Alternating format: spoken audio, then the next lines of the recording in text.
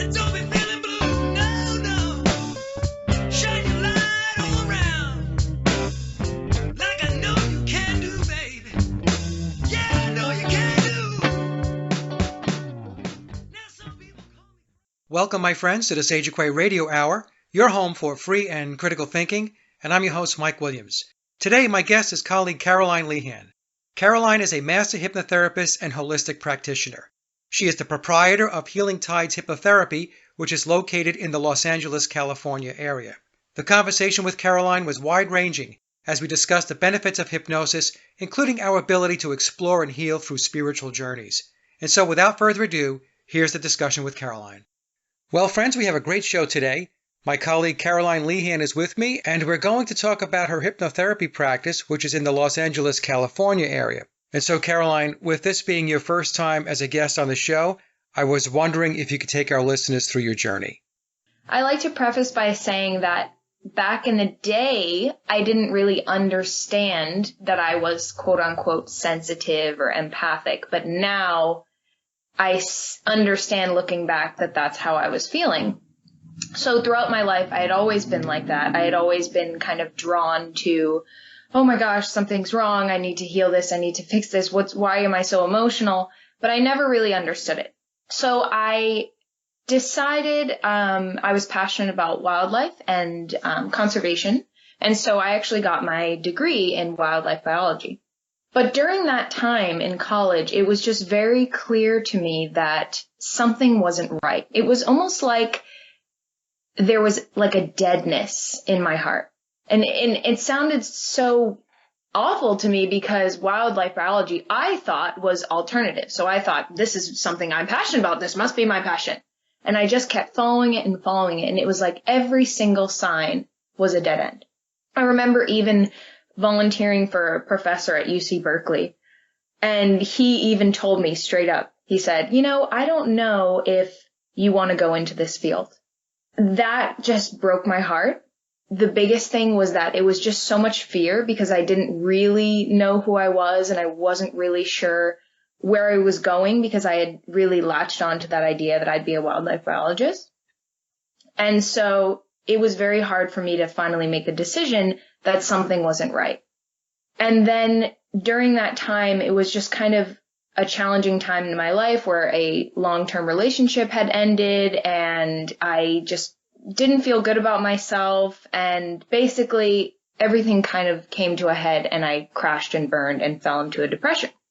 And so during that time, I basically, because I had put all my eggs in one basket for believing that I'd be this wildlife biologist and that would make me happy, it gave me an opportunity to have a clean slate. So it was like I was so unhappy that it was finally the first time in my life that I could just stop. So in that time that I stopped, I started listening to what I call my inner voice because I had no other choice. So I was like, well, I might as well just listen to myself or do what makes me feel good. And that was going for walks and reading books and listening to music and doing all these things that I had never really given myself an opportunity to do. So in a very short amount of time, that inner voice got louder and louder and louder. And it started guiding me to certain books. And there were also a few synchronicities, like I was living with my dad at the time, and he had just brought up the term law of attraction. I had no idea what that was, and I looked into it, and I thought it was really exciting. So fast forward to where I found hypnotherapy is I was reading about spirituality and I was reading about healing and I was reading about healing myself and learning how to heal myself. And I think it was the Michael Newton books that I found. And there's one called Memories of the Afterlife. And something about that book just spoke to me. And so I decided, okay, well, if I'm actually going to go into that, then I should probably try a session. So I tried some hypnotherapy myself and I just felt like this is absolutely what I'm meant to do. And it was almost like that deadness in my heart had turned the other way, where it was like there was this fire burning. And I didn't really understand it, but it was just saying, go, go, go. So I kept following that. And now I see it as I was actually just listening to my inner voice. So I just kept following that passion. And it led me all the way to Los Angeles to start my own practice. And I actually came here, again, very open, unsure, just trying to get my certification. And before I knew it, once I got my first paying client after that, it was a full-blown practice, and it's never stopped. Then that inner voice again started to come up in my hypnotherapy and started to teach me how I operate and how I can really connect with people and work with people. And so since then, I've also still been very passionate about learning about different healing modalities. I got certified in emotional freedom technique, and I've, tried to dabbled in some other types of modalities as well. But really for me, it's just, I'm very passionate about it. I'm very passionate about hypnotherapy, but mostly I'm passionate about the healing work. I'm passionate about connecting with people and helping them connect with themselves. It's a great story because, and it resonates with a lot of folks, Caroline, as you know, that get into this field. And what I mean by that is the inner voice that you mentioned. It's the same thing that happened to me. There was this inner voice. I was doing something completely different than what I'm doing today. In fact, I was in the corporate world, and I was in the corporate world for over 30 years. And so I had the same thing. It was this calling. And it's funny you should mention the Michael Newton book and Memories of the Afterlife, because that is the very same book that I was drawn to. In fact, I read all of Michael Newton's books in reverse. I read his last book first, and then I backtracked to Journey of Souls, which is his first book. That journey, or that path that you just took us through, is very common for folks that have gone into alternative wellness or healing types of careers. Let me ask you this. How important is it, from your perspective, that when you're doing this type of work, whether it be hypnotherapy or EFT or anything else, how important is your own state of mind and your own health from an inner perspective? How important is that? I would say it's all of it. I would say it's almost the only thing that matters. Yeah. That being said, that doesn't mean that I'm not allowed to be going through a healing process while I'm still working with people, because I believe it's silly to think that any one person has no healing to be done. However, it's unbelievable how when I have looked into something or I have really gotten passionate or excited about something, that client will show up. Always. That's how it always is. Yeah. And so I believe it's not even a matter of necessarily that person needs me so much, but that there's this bigger picture going on. There's this connection where it's time. It's like, okay, now this I can help this person, and this person is ready to receive what I can offer them to help themselves. It almost feels like it's this dance where, and I don't know if you feel this way in your practice, but for the most part, I feel that the majority of my clients, I just resonate with them. I just feel the connection instantly, and it just feels very easy and flowy. And I'm very passionate about where they're going and what they're doing. And, I often learn from them. So I feel that really it's almost just two friends, two souls who are saying, hey man, I picked up all this junk. Can you help me clear it? Yeah. It's my passion. Yeah. It's a process of discovery and exploration, right? We have to constantly explore. Otherwise, you and I talked about this before we got started with the show. If we don't go through this process of discovering and learning and exploration, then you become very static. And that's really not where you want to be. Humans should be thriving.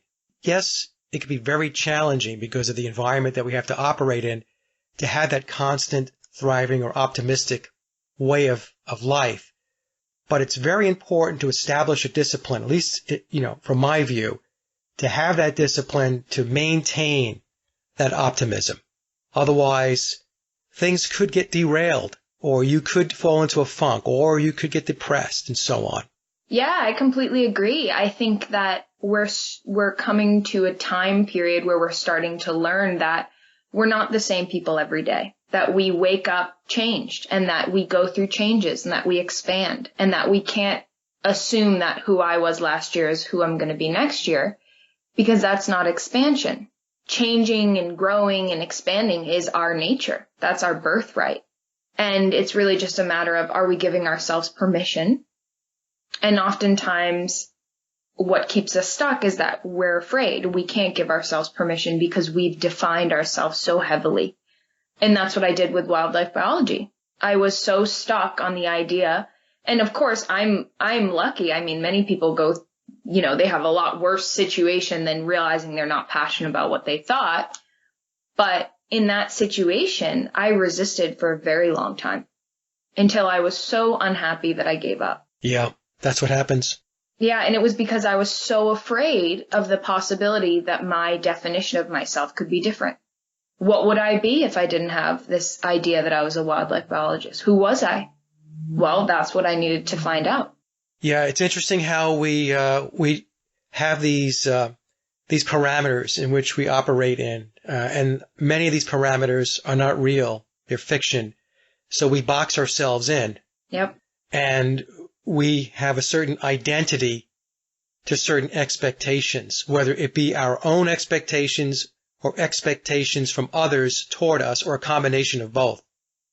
And so you think to yourself sometimes, well, I don't want to disappoint myself or my family or whatever. And you're thinking, yeah, this will work. This can work. And then, as you mentioned before, there's this force inside of you that's saying, no, that's not going to work. Right?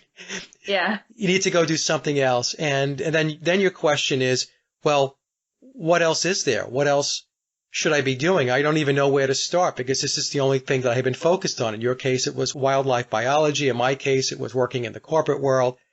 But the truth of the matter is, when you relax and you just let things flow, your inner self, that higher self, comes through and starts to help you to steer the ship. That's what I have found. Absolutely. Now, Caroline, when clients ask you to explain what hypnosis is and what hypnosis is not, how do you explain that to them? Because I'm sure there's a lot of folks listening to this right now that have never been to hypnosis, so maybe you can give them some insight. Sure. I usually give them two descriptions. I say, okay, the first description I'm going to give you is the more rational, scientific understanding. And so that one is that you have your conscious mind and your unconscious mind, or your subconscious mind. And I like to use the analogy of a desktop computer and a hard drive. So your subconscious mind being the hard drive, your conscious mind being the desktop. And basically, it's about that 10% is your conscious mind and the rest is the subconscious. So if you want to make any real change, you can mess around with the desktop all you want, the conscious mind, but nothing's actually going to change the programming unless you go into that subconscious or hard drive. So essentially, hypnotherapy is a tool or technique to bring that person into a relaxed state where we can access that part of them, where they are open and willing to access that part of them, so we can do healing on a deeper level. So we have access to all sorts of their psyche and their emotions, so we can really get to the root. It's almost like if you want to release a weed, you have to actually pull it out other than just kind of poke at the top and that's why willpower alone can be so challenging for people, because they're going against that 80 to 90% that has a different program running. Right. And I also find that there's a synchronicity to that because there's a reason why we're meant to look within. We're not supposed to just use the conscious mind to heal, because what would be the point? We're supposed to look in so we ourselves can say, okay, this is what I have. This is where I picked it up. This is why I can release it. And so there's so much more we could talk about with that, like understanding trauma and how the brain flags it. But the second definition that I give people is hypnotherapy is also just a permission slip to connect deeper within, to access the inner self, and to allow that person to dive deeper into a part of themselves that they don't normally have access to. I apply my work more to the second definition because I find it's really just a matter of simplifying it. You help the person connect, and once you're in there, we do the healing work. And the reason why I prefer the second definition is because I have found I may have an idea or a plan or an inkling of what that person needs. But when we're in that realm, they know, and they will tell you what they need. Their guidance will tell you. So that to me is so powerful, is being able to access that part of them that is able to say, oh no, this is what I need. And usually it's not completely surprising. The person has some sort of feeling that, okay, I've felt this all my life, or yeah, I feel this in every relationship, or I've always had that nagging feeling and now I know why. Yeah, the permission slip analogy is great because you're absolutely right. What happens is people just define their consciousness. It's the outward aspects of their existence. It's the physical world. It's the interaction they have every day. It's their job and stuff like that. And what they don't spend a lot of time doing, and it's not their fault because the society and the culture that we live in does not teach that there are other aspects or that the consciousness goes way beyond just the waking state. So the ability to be able to resolve conflict is significantly enhanced, like you said, Caroline, when you're able to go deep within yourself. Because within yourself, what happens is you're bypassing all of that conscious mind gatekeeping, all of the rationalizations and so on. And you're getting to the point where your inner self is speaking now. Your inner self can say, hey, you know what? This is what I need to do. Or this is where I have to go. Or this is what I have to look at. Or this is what I have to stop doing. And that insight resides within all of us. If you tap into it, and that's really what you do and that's what I do, we facilitate their ability to tap into that. We're not creating that for them. We're just getting them to the point where, like you said, they give themselves that permission slip. And then they're able to get that wisdom and that insight from deep within them. It's great to talk to a colleague that approaches it in a very similar fashion. So let's use an example here. Let's say somebody comes in and they say to you, or they give you a call on the phone, Caroline, and they say that they have issues with self-confidence. So how would you work a session with somebody that comes in with that type of issue, lack of confidence? The first session, I always allow it to be a little bit more general so I can actually get a feel for what's going on and that person can, because as you know, sometimes the conscious mind has an understanding of what's actually going on, but when you get into that deep space, there's a lot more or a lot less that's going on. So the first session is really kind of a let's see what's up. And the technique that I use is I bring that person into that connected state using what's called in hypnotherapy an induction, progressive relaxation. And once they're in that state, I'll start by working with the body. So I start by asking them, okay, self-confidence. Tell me a little bit how that feels. Oh, it feels stuck. It feels like a pressure. Okay, where do you feel the pressure? It's in my chest. Oh, what does that look like to you? It's like a weight. Oh, okay. No, it's like the anchor of a ship. Oh, okay. And all of a sudden, we're starting to move. And then it depends on what I'm getting from that person, but sometimes we'll go into the past. So, for example, that self-confidence, okay, when was the first time, right? In hypnotherapy, we call it the initial sensitizing event. When was the first time that you picked that up? When was the first time?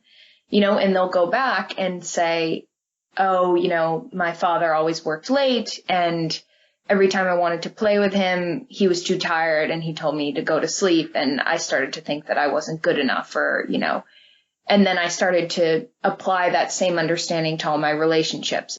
And then, that filter will be interpreted in all other areas of life. So if a boss says something negative, that person can't look at it neutrally and say, okay, my boss is clearly having a bad day, but instead uses it through the filter of low self-confidence as there's something wrong with me. Again, my boss is telling me that.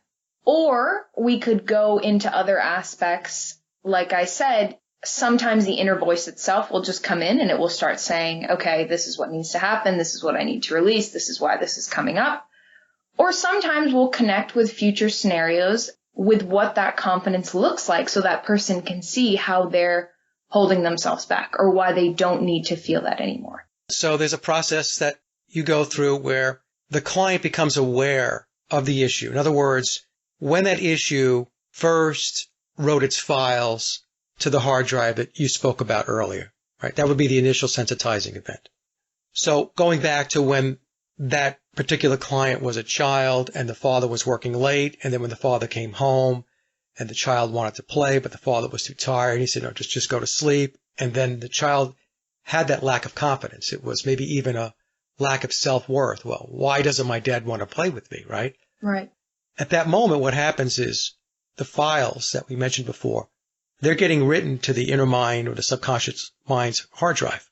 Going forward in life, if I'm following your process here, anytime the client encounters or interacts in a situation where confidence may be required, those files on the hard drive are keeping it back. It's not allowing the client to experience being confident in doing something, because the files that are there are saying, look, you don't have the confidence to be able to do this or to be able to speak in that meeting, pick a situation. And it's interesting to me how just that one initial sensitizing event, it's the first time that those files got written to the hard drive, can have an impact on somebody's life from that point forward. From that point going forward can mean what? Decades. Mm-hmm. Decades of that behavior. Am I right? Oh, yeah. Whole lifetimes. And as you continue to experience and engage that behavior, that becomes a habituated pattern of behavior, which means you are reinforcing that lack of confidence or that lack of self-worth. Each time you don't break out of it, and each time you repeat the pattern, you're making that part of you larger and stronger. And that's why hypnosis, like you said, is very beneficial, because at the conscious mind level, with all of its gatekeeping type of function, is really not going to allow you to go that deep to explore why you have a lack of self-confidence. It's just going to maintain the veneer that says you just can't do it, so don't bother. Whereas with hypnotherapy, you can get in, under the hood, and you can start tweaking and changing that pattern of behavior, and the client could very well, and many times does, experience a whole different way of interaction, a whole different way of behavior. Now, what I tell folks, Caroline, is that hypnosis has science behind it. There's no question about it. But to be a really effective hypnotherapist, it's more than just knowing the quote-unquote science. It's really an art, isn't it? I mean, isn't it about having the experience and the skill under your belt to be able to navigate and to be able to quickly understand how to resolve a particular client's conflict? In other words, thinking on your feet, very quickly being able to think on your feet. Because I could see where if you don't have those types of attributes as a practitioner, you might get jammed up in some sessions if you don't know where to go. Yes, I completely agree with you. In fact, that's what I feel has allowed my sessions to be so effective and has allowed my practice to be so strong, is that at some point I finally had to say, I just got to do this my way. I just got to listen and learn and flow with it. And I've allowed kind of new information to come in and new ways of approaching it that I can't reference in a book or, a teaching or a course. And I think that's the point, is that I'm meant to have my own style, and the clients who come to me are drawn to that. So yes, I believe it's the absolute most important thing, because you're not just using techniques, you're tapping into the energy, the frequency of the session. You are, like you said, it's an art. You are literally like an instrument. You are providing the right platform, the right environment for that person to heal. And you have to be able to go backwards and forwards and sideways and wherever they need to go. Now, you and I, before we got started with the show, we talked a little bit about clinical hypnosis versus spiritual hypnosis. And then for me, in between clinical and spiritual hypnosis is what is referred to as transpersonal hypnosis. That's how I kind of define it. It's kind of the bridge between clinical and spiritual. And you had said to me, Mike, you don't really practice clinical hypnosis, I guess, in the from an absolute perspective. In other words, it sounded to me like you really go into the transpersonal to start, and then maybe perhaps it even goes beyond that, past the transpersonal and more into spiritual types of hypnosis. So now the clinical type of hypnosis, Caroline, just to help the audience here, they might be familiar with from watching TV and movies where there's spirals and the watch going back and forth and stuff like that. But that's not how it works, right? I mean, that's not how you do it. It's not how I do it. So when you talked about a progressive relaxation as an induction, what exactly does that mean? What is a progressive relaxation induction? Well, it's as simple as instead of using more of an authoritative approach, trying to use kind of like trigger words for the the subconscious mind to take orders, progressive relaxation is simply relaxing the conscious mind and allowing that subconscious to rise to the surface like a cork. So it's basically allowing the conscious mind to say, oh, I'm very tired, I'm very sleepy, I'm just going to go over here and relax. And then before you know it, the gatekeeper has opened the gate and you are in. So essentially, it's really just you're allowing that person to relax into this very natural state of hypnosis. Okay, and I want to make sure I get this right. So is a good analogy for progressive relaxation as far as getting the client into hypnosis, is it similar to guided imagery as an example? Right. And I'm sure there's nothing wrong with those other ways. I'm sure some people are drawn to that. But for me, that's just not my style. So I find that I'm very good at the progressive relaxation and getting people to let go. You know, I get a lot of people who say, I have a hard time letting go. And I feel that that's why they're drawn to the work. I think that there's more than just kind of the words that I'm using. I think it's really the whole approach. It's the energy of it. It's the intention that I have behind it. It's simply just using guided imagery and saying certain phrases and bringing that person into a more relaxed state so that they can let go. Because essentially, you can hypnotize someone, but they're hypnotizing themselves. I can say whatever I want, but that person is the one going into that state. So it's kind of like, what do they need for permission? And I find that the more I've been doing this work, the easier it is to get them into that state. I mean, sometimes it's just almost automatic. And that's where, again, I believe that there's more to hypnotherapy than we understand. That hypnotherapy is a very natural state that we are just now starting to recognize more, and we call it hypnotherapy, but I feel that it's almost a part of our true nature that we're just really on the surface of understanding. Yeah, and we go in and out of trance all day long. Right. And that's the other thing. Hypnosis or trance is a natural state of consciousness. People are taught that the only two states that really exist are your waking state yeah. and when you're asleep. But the truth of the matter is that there are states in between your conscious waking state and when you're asleep. And in fact, when you're in your conscious waking state, you're going to go in and out of trance all day long. And so, what do we mean by that? Well, if you daydream, that's a trance state. If you're driving on the highway and you're on autopilot because you're thinking about work or something at home and you don't remember driving past the last exit or two, that's what we refer to as highway hypnosis. So we go in and out. One of the examples I use, Caroline, is with my clients is you go to a movie theater, it's a very popular movie, and the movie theater seats 500 people. And so when you first get there, you realize that there are 499 other people with you in the movie theater. But once the movie starts, you are engaged with what's happening on the screen, and it's just now between you and what's playing on the screen. The other 499 people really don't exist anymore. They're not within your consciousness. That focus and that concentration is a trance state. And that's what we try to do when we get a client to come in, is to get them into that type of trance state where all the other stuff that's going on around them gets excluded so that we can focus on the subject at hand or whatever the issue is that they would like to work on.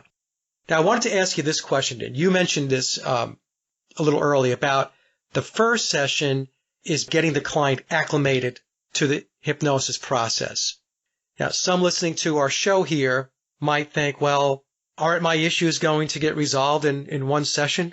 Sounds like Caroline and Mike are talking about there's multiple sessions. So when a client calls you and asks you how many sessions, is it going to take one? How do you respond to that?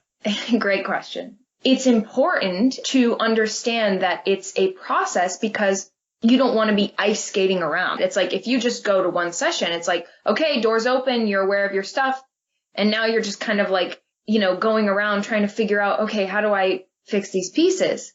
The reason why the progression is so important is because this is a physical reality. Healing really takes place when you apply it. So when you have that change in the first session, the last question I ask, and don't get me wrong, they're going to experience amazing change from one session. The last question that I ask is, so how can you anchor this in more, or how can you take this even further for yourself in this next week? And they'll get an intuitive answer, and it might be meditate or go for a walk or really start to approach, what it would feel like to let myself be confident. And then that next week they come in truly a different person. And then we're ready to work on the next thing. And so it's almost like those stepping stones are for their advantage because they truly get to know it in their bones. Because you could read all the books you want. You could understand everything you want from one session. But if you're not actively allowing yourself to step into that next you, it's not going to be very effective because you're the one who's deciding to allow that change. And so really it's a matter of allowing yourself to change, because it's not so much a matter of being afraid of our darkness. What I've found that when you really boil it down, it's afraid of our lightness. It's afraid of being confident. It's afraid of, oh my God, what would happen if I really was successful? So it's important to start to implement that, and then we can continue to work with each piece that comes up. And there's really a beautiful storyline that comes with it. The inner self knows, okay, he's ready to stop this negative pattern in his head. Whatever the issue is, you have been experiencing or engaging in for decades, 10 years, 20, 30, 40, 50 years, right? So the expectation that one session is going to unravel 40 or 50 years of a habituated pattern of behavior is not realistic. And this is exactly what you're saying. And the other thing is that the first session is really used to get the client acclimated to hypnosis. And then what happens with the subsequent sessions, the second, third, fourth, or fifth session, is because the client has experienced hypnosis before, they go in deeper and quicker in the following sessions, right? I know you've probably experienced the same thing. One of the sayings that we have is that the deeper, the better. The deeper the client is in trance, the more work that can get done because there's less conscious mind interference. Now, you mentioned something else which was very important. Client commitment, right? This is what we're talking about. The client also has to be committed to want to change. They have to invest in themselves. Because if they're coming to you or to me and they're looking for a silver bullet, but they really don't want to change their ways or their lifestyle, they just want us to make something go away, that's not very effective, right? Right. And it's for good reason, because it's disempowering to them. Yeah. Because, when you're doing healing or you're a healer or you're working with healing modalities, you're never actually healing that person. You're helping them heal themselves. So if someone is looking for you to heal them, what they're saying unconsciously is, I can't heal myself, so fix this issue. Now, of course, that can only continue in different forms. So I guess it's set up for their benefit because, it's important that they know that they can heal themselves using whatever modality they wish, and that's change. Change is in your behavior. It's not what you know, it's in your behavior.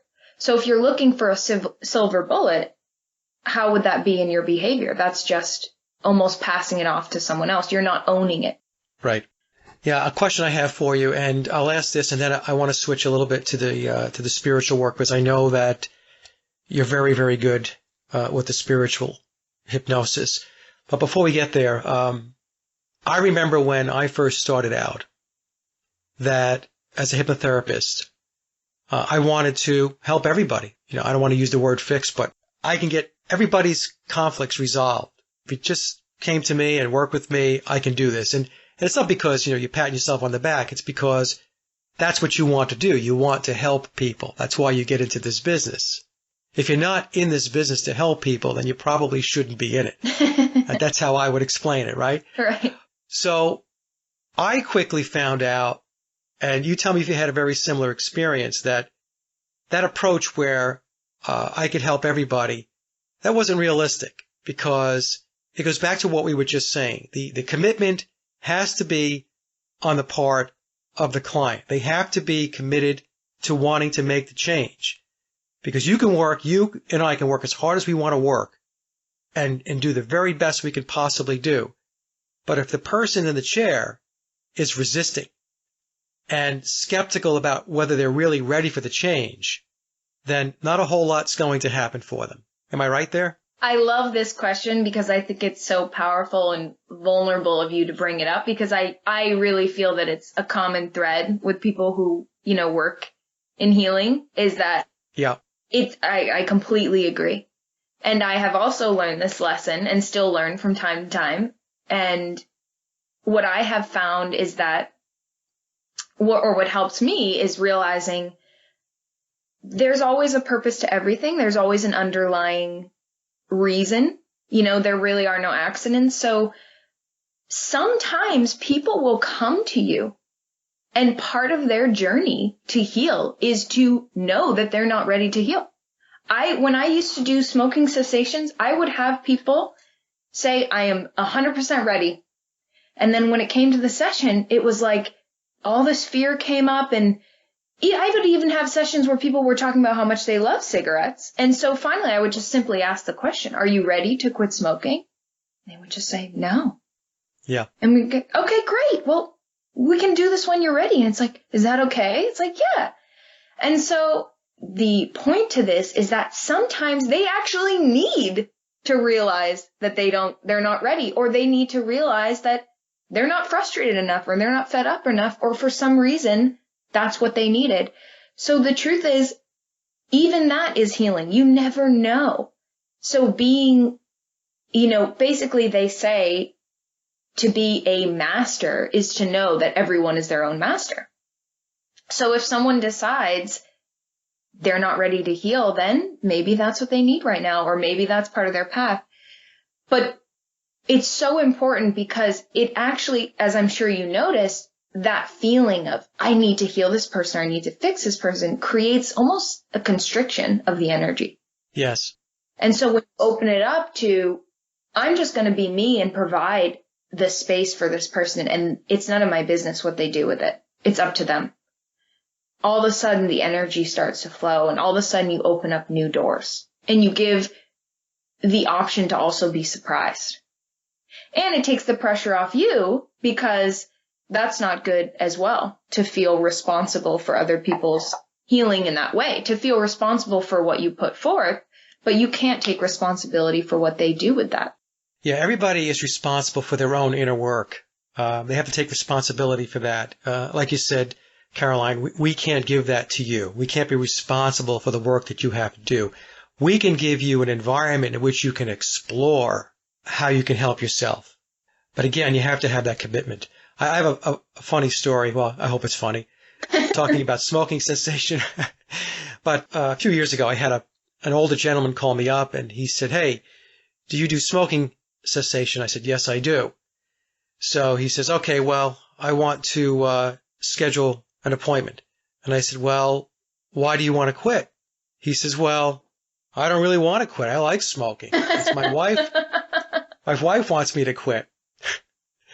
So I said to him, I said, well, then the probability that the sessions are going to be successful, it's very low odds that you're going to walk out as a non-smoker. He goes, well, why is that? I said, well, it's because you don't want to quit. That's what I hear you saying. He goes, no, I don't want to quit. She wants me to quit.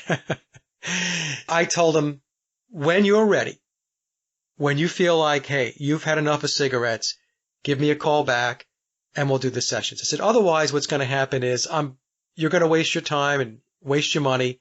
The reason why I'm telling this story, folks, is because it's important to tell people the truth. So, yes, you could take them in, and after hearing that they really don't want to quit, and bring them in and take their money. And I don't know, Caroline, maybe I'm just, not too business savvy, if you will. I can't do that. I have to have this. The truth has to be out there first, and to make sure that my client fully understands how this works. because it's not about, for me, it's not about just chasing the money. It's truly about wanting to help people. But in order for me to truly help them, they have to be coming from a perspective of wanting to help themselves first. No, I love that story. I like your impression. It's very spot on. I could picture him saying that. But I think you're speaking to something that's very truthful. And in fact, I would say you're being more business savvy, because that's not good business to get. Yeah. And I've actually found, in terms of abundance or making money, that in the long run, you actually make more. Yes. When I have consultations with people over the phone, it's insane how I've gotten to the point where I just say what I do. There is no like trying to convince or anything, because that's also for me too. This is what I'm passionate about. So why would I change who I am? And every now and then, it's very rare, I'll get someone who is looking for a different approach. They're looking for the more authoritative or the silver bullet, or, more clinical or whatever it is. And that's fine. But I'll tell them, this is what I do, blah, blah, blah. And it's so funny. Sometimes it's almost like it works in reverse. So I'll be saying, maybe I'm not the best one. There are many. Maybe I'm not the best one. And they're like, well, wait a minute. Because sometimes there's a part of us that reaches out for something that we're not aware of mentally. So it's like our heart is saying, I want this, and our head is saying, I want something else. Anyway, that's getting off the topic, but I completely agree with you. And I think, we all know this just for common sense. How easy is it to change someone with your will? How many times have you been able to change someone? Right. A husband, a wife, a brother, a sister. It's impossible. You can't. Yeah. Yeah. A lot of times it just results in arguing and harsh words and resentment and frustration, right? That's imposing will. Like you said, it doesn't work very well. So, Caroline, let's just shift gears a little bit here and talk about the spiritual aspects of hypnosis. Because a lot of people, they will know about hypnosis, the benefits of it, for releasing weight or stop smoking and self-confidence and pain and stuff like that. But there's a whole other piece of this, and that is the spiritual hypnosis. And maybe some folks have heard of it in the form of past life regression or life between lives and stuff like that, even though it's more than that also, right? Because past lives and life between lives, they are specific techniques to get you to a certain destination or a certain place. In the case of a past life, it's to experience a past life. In the case of a life between lives, it's to experience your soul's existence in the spirit world. But it's not just that. Your soul can actually go explore and reach out for answers and wisdom just going into the ether. That's how I kind of explain it. Soul traveling and going where it needs to go to be able to get the information it needs in order to help you to better navigate your life path. So I know you and I have talked before on the phone, and I know how really good you are at this. So when a client calls you, is your approach more geared toward tapping into that spiritual aspect as part of the process to help resolve the conflict? How do you go about doing that?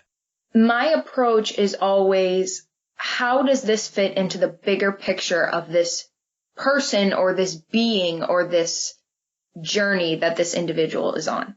Like, for example, let's say this person working on confidence. I would want to know, why is this significant? Why would you even have this situation? Why would you go through that as a child? What does it have to do with who you are now and what you're passionate about? And then how does that fit into your bigger picture? So like, oh, well, now I'm an actor, and I'm really passionate about getting into those emotional states. And it's really important for me to be confident because I'm an actor. And I like to look behind the curtain and see the bigger picture. So I find that spiritual to me means what's deeper, and what is like the heart of it? What is the juice of it? How does this connect to you as a being? How is this only about you and has nothing to do with anyone else? So I'm always looking for that unique puzzle piece that person is. And so I guess the way I tie it in, it's almost a loaded question because there's so many ways. It could be, sometimes I'll have people connect with actual spirit guides, and do a Q&A, or, sometimes I'll have them connect with future versions of themselves, or sometimes I'll have them just dialogue with the inner self, or sometimes there are past life connections.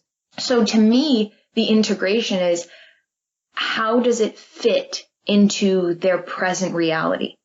How does having a conversation with their spirit guide apply to this life that they're living right now, this day, this week? Because I always find that there's some sort of theme that's working its way.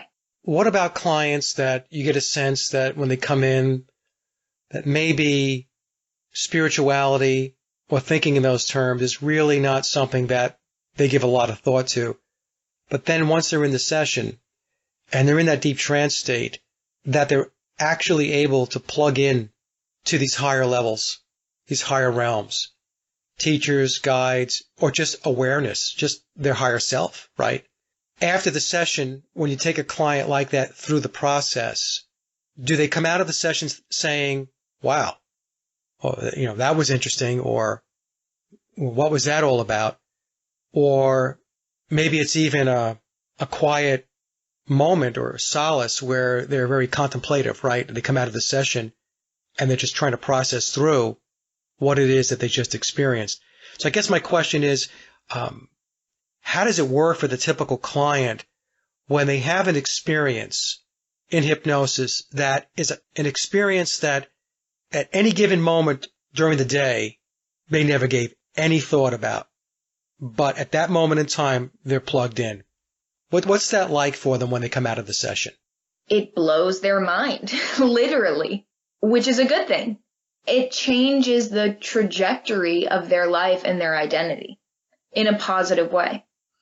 And like you said, it's very common for some people to, because they feel they're in this kind of timeless state when they come out, sometimes they're in almost like such a different energy or that positive shock that they will be in silence for, sometimes I'll even say, are you with me? And they're like, oh yeah, sorry, I was just thinking. Yeah. Yep. What is your impression of what it is that they got? What is your impression as the hypnotherapist, as the practitioner, of what it is that they experienced? Oh, I believe they got what they're ready for. I believe that they connected to a very real part of themselves that previously they weren't ready to entertain for their own reasons, for their own protection or for their own path. Or didn't even know about, right? Right. So what they're doing is they're actually, what seems to be having this crazy experience, they're actually remembering a part of themselves. They're opening a door, they're creeping in, they're looking into a part of themselves that they have forgotten or didn't consciously know of.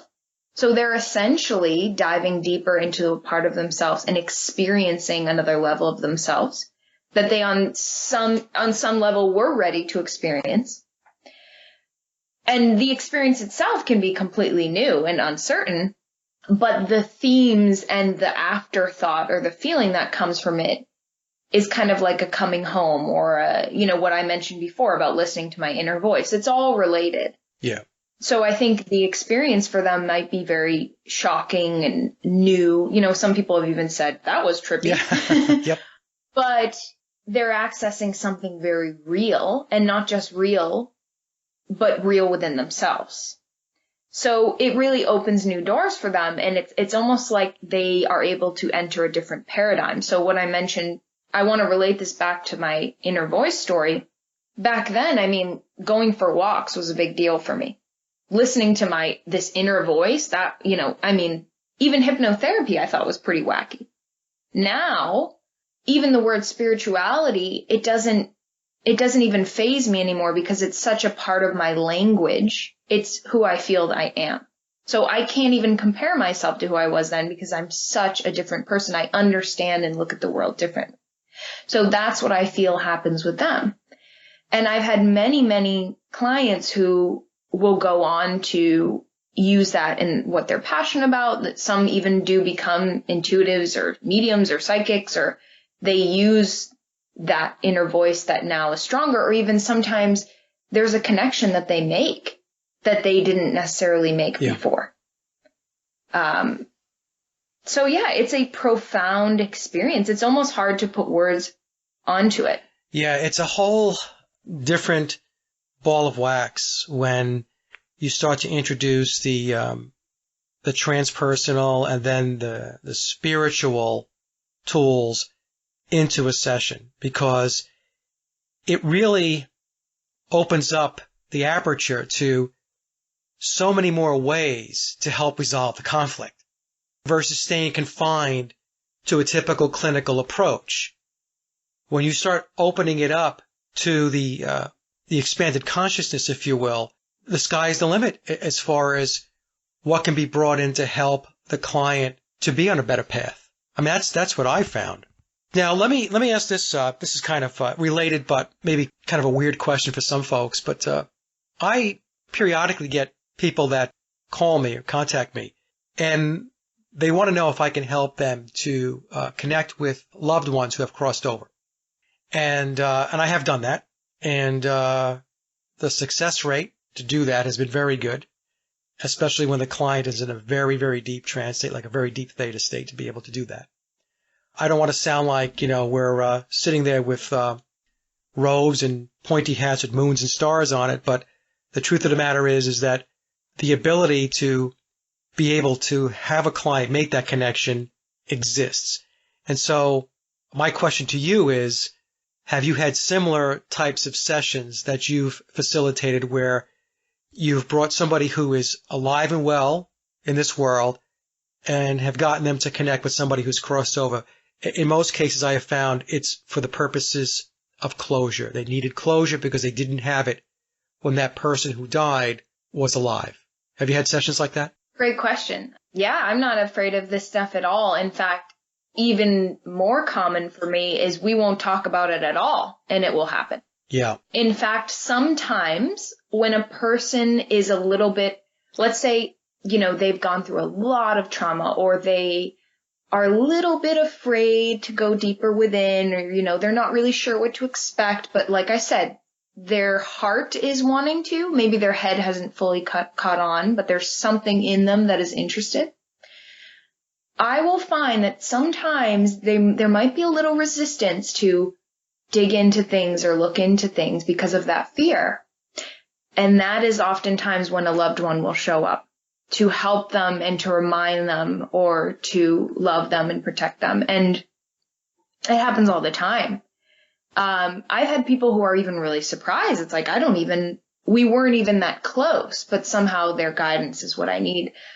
I've even had sessions where an unborn or a miscarriage individual will come up and they'll be their main guide. They'll be their absolute supporter. And I actually think that this is becoming more and more common because we're evolving as a species to a point where we're realizing that there's more than just us, and we're realizing that energy is about frequency and that nothing really dies, it only changes form. Right. So I find that it's a huge important part of the process because those people who are ready to heal in that way usually also have some sort of purpose that they're serving. And, whether that's they're a writer, they do artwork, or they're a mom, or whatever it is, somehow their purpose also serves a bigger purpose. And so a lot of times those loved ones are kind of gently guiding them to move forward with that. A related question. With past lives, clients will sometimes ask, well, even beforehand or maybe even afterwards, are past lives real? Is it really memory recall from a previous life, or is it constructed? And how do you answer that question when you get posed that question? My framework of past lives, I'm not even sure if it's the same as yours, but I'll just speak on what I know from experience, is that, well, one, of course it's real. And I think actually you have told me this when I was first getting started with past lives. You said, well, you can just ask them, have they ever experienced a past life before? And the answer is no. So of course you wouldn't know what to experience or what it would be like. So how can you say it's not real? The other clue is, well, then where did the emotions come from? And why is the theme very similar to what you're going through now? The way I see past lives now is I see again, it's all about relevance. Why is that person making that connection? I see that there is no actual past. Everything exists now.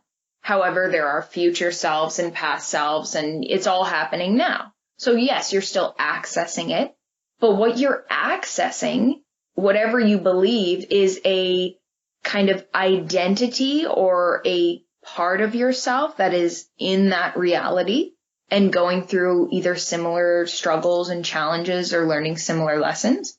And why are you making that connection? That's where really the key is, when you realize, okay, this is how it connects.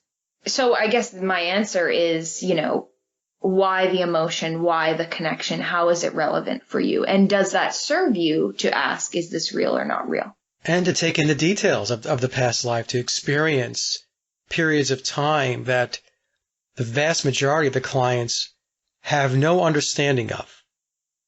I mean, they might have some minor understandings based upon watching movies and stuff like that, but not intricate details about what it was like to live in Italy in 1600 and to understand, what the architecture looked like and what how people dressed and so on. I've answered the question this way too. Your answer is perfect, but I also explained to them that let's just say hypothetically that it's not a real memory, but an elaborate metaphor that your mind has created.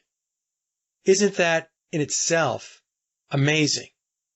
That your mind for that 2 hour or 2.5 hour period of time was able to create a metaphor which was constructed so that it can help you to resolve conflict, right? Even looking at it from that perspective. And by the way, I believe that the experiences that the clients go through are memories of past lives. I'm saying if somebody is adamant about, I'm not really sure, well, let's take a look at it from this perspective. That in itself, the grand metaphor, is an amazing feat. So either way, I would say it's good because both scenarios, whether it's a real past life or it's an elaborate metaphor, came through so that it can help you to make better decisions and better choices in your life and make you more aware of the things that you need to do in order to walk a better path in life. Anyway, so I wanted to put that out there because I don't get an opportunity actually to have this type of discussion. So that's why I'm glad you and I are talking to kind of bounce things off of each other as well. I know I'm supposed to be doing the interview here, but it's kind of like a discussion between two friends, which it is. What about, Caroline, between lives, where your soul resides in between your incarnations? Do you do a lot of between lives work? So to answer this question, I would say I think it's very powerful and significant. However, my passion is really helping people make the connections now. So I'm almost so passionate about the bigger picture of the spirit, the life between lives, that I feel that sometimes it's almost like, okay, we don't even need to go there. That we're being aware of that. Great. Now let's go to the next step, which is what piece is important now. So what I mean by that is it will come up in chunks. So for example, okay, let's say this person let's say they're a writer and they are really trying to, move in a different direction with their writing. And they found that in the past, they've been kind of blocking themselves off by going with what's the norm or what they feel will make money. And so now they're finding all this creativity and kind of intuitiveness is trying to come through them. So there may be a situation where they'll make a connection to a soul that they usually incarnate with, or they'll make a connection to a theme that they bring through all their lives. And that will help them understand, oh, this is a challenge I've been through before. And maybe that challenge is, I don't trust myself, or I constantly let society guide me, and through connecting with the spirit realm or connecting with other souls that they've gone through on their journey, they'll be reminded of that fact and it will be kind of a boost for them.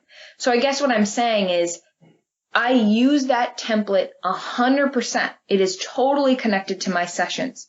But for me, I almost imagine we're going on a journey, we're getting in on the magic carpet and we're like, all right, what do we need to discover that's relevant today?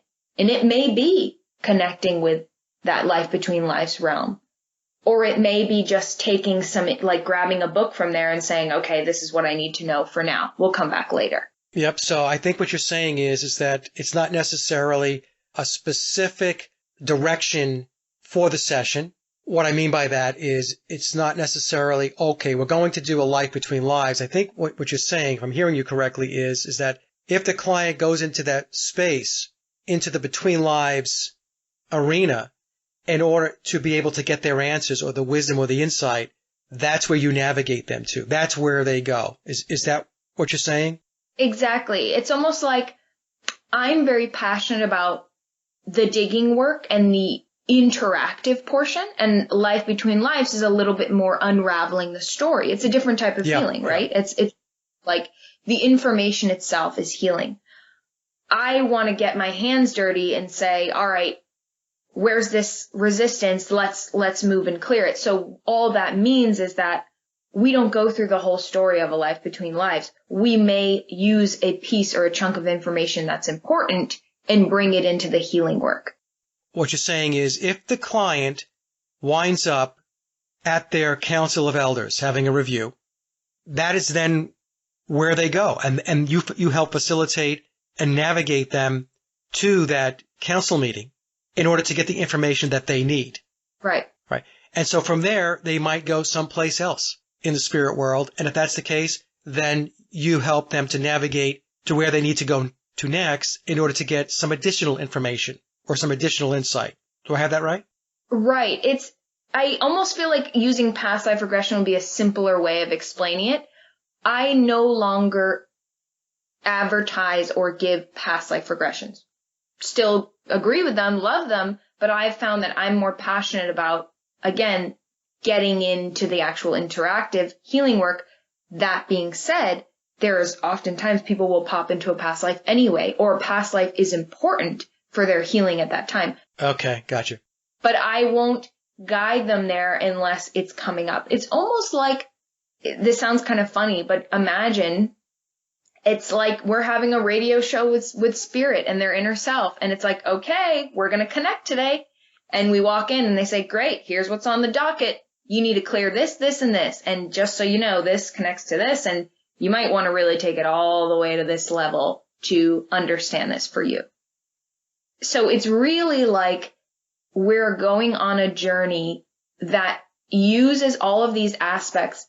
But the reason why is because whether they are aware, whether they have it in their mindset, I have it in my mindset that all of this is real and exists, that all of this is significant, and it's all about relevance.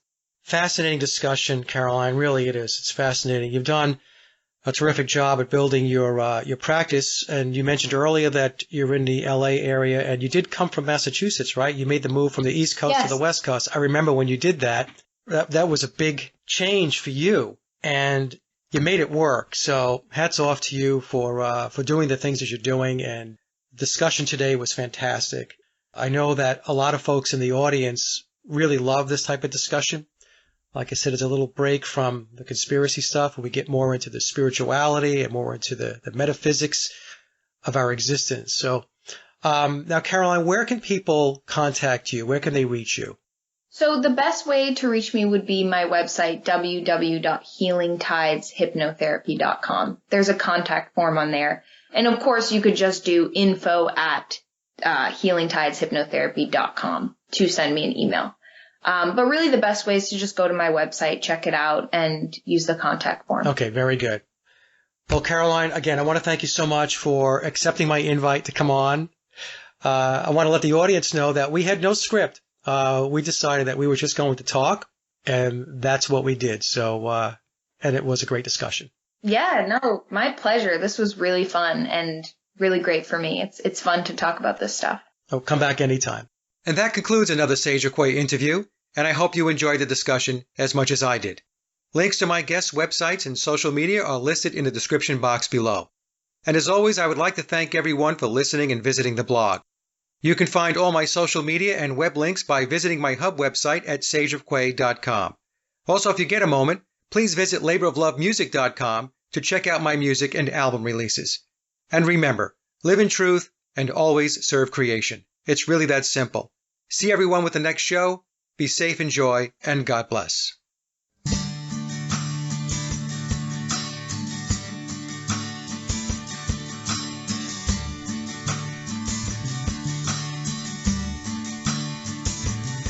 Sometimes I feel so tired,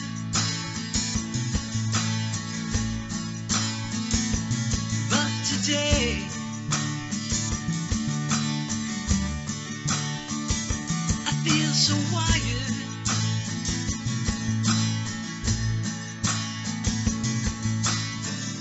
And I look through my crystal ball. All I see is that wall. So many people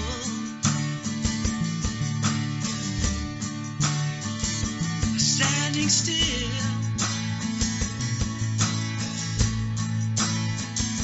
drifting away. They lost their will.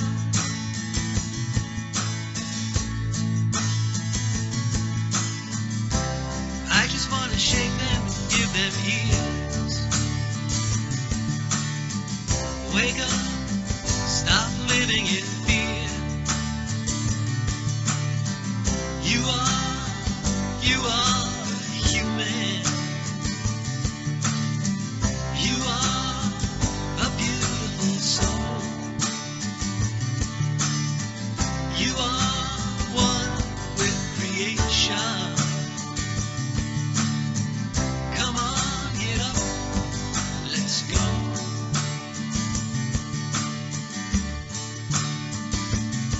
Sometimes I feel so cheated,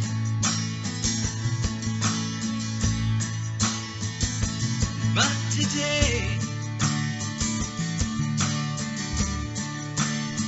I won't be defeated.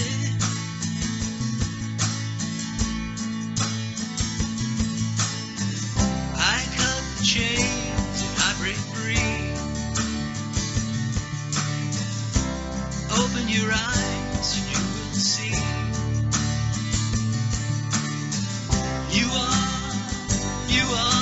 human. You are a beautiful soul.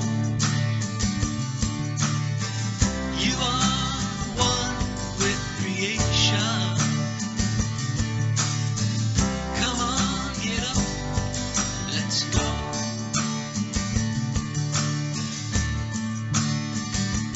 We are here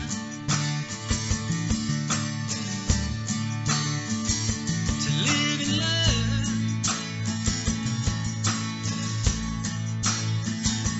Another life,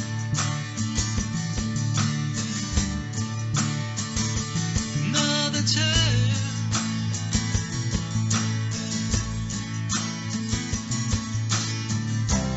Don't be afraid to shine. Don't be afraid to open your mind. You are human. You are a beautiful soul. You are one with creation.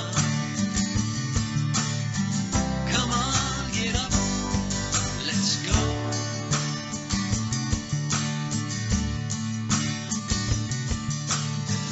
You are a beautiful soul.